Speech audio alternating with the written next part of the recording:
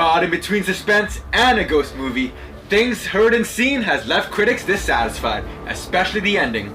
Hello there! Welcome to the Speedy Spoilers. My name is Tay and I'll be your host today. And this week, we break down Things Heard and Seen. Roll the clips! Hey. Hey. I think I found the perfect house for us. While I'm by no means advocating for this movie, the use of symbolism is quite extent in the ending.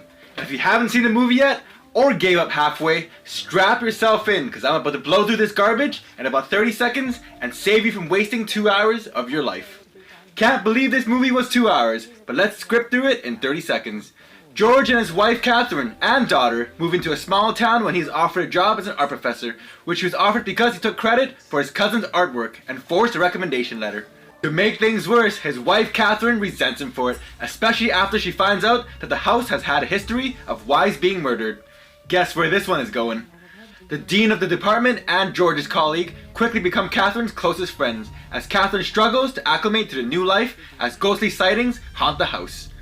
But she is assured that the ghosts only mean good, and death is only the beginning of life. Then comes the fun part. George cheats on his wife with a student, murders his boss by killing him on a boat when he finds out he was a fraud and plans to fire him, makes his colleague crash her car into a forest and sends her into a coma, and then murders his wife with an axe when she planned to leave him at the night. Husband of the year, right? Which brings us to our ending. The police detain George for the murder of his wife, but have insufficient evidence to convict them. Just when he thought he is set free, the ghosts wake his colleague from her coma. She remembers everything and lets George know about it over a phone call. So instead of going to jail like a little bitch, he sails into the storm, and that's where the movie ends, in a cinematic art portrait. If you're coming in, shut the door behind you. While the ending felt like a cop-out, there's actually a lot to unpack in that final scene. There's a quick shot where Catherine is standing next to the ghost that haunted her house in the same clothing, signifying that she has joined the ranks of other Master Jedis and become the Force Ghost of murdered wives. And just like the other ghosts of the murdered housewives, she sticks around to empower future women who enter the house. Beyond Seyfried's character joining the ranks of Master Ghosts, it also reveals a portrait of the first owners of the house, with the wife wearing the same ring that Catherine found in the drain. Meaning all three wives share some sort of sisterhood of traveling pants ring thing going on. But the real blue balls of the ending is sailing into the storm instead of having him go to jail. The portrait resembled the book cover Catherine was reading in the beginning of the book, which is about ascending into the afterlife, where real life begins.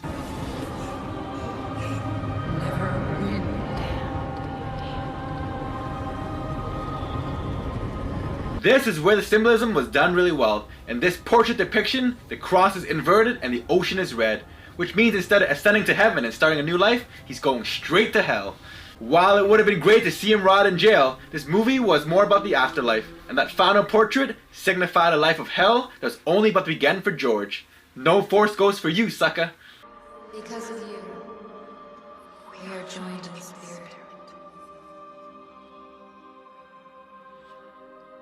Now don't get me wrong, I'm by no means advocating this piece of crap as a movie to watch. But now that there's more to see in the ending, I hope that changes your mind a little bit and you appreciate the symbolism that was in the ending of this movie.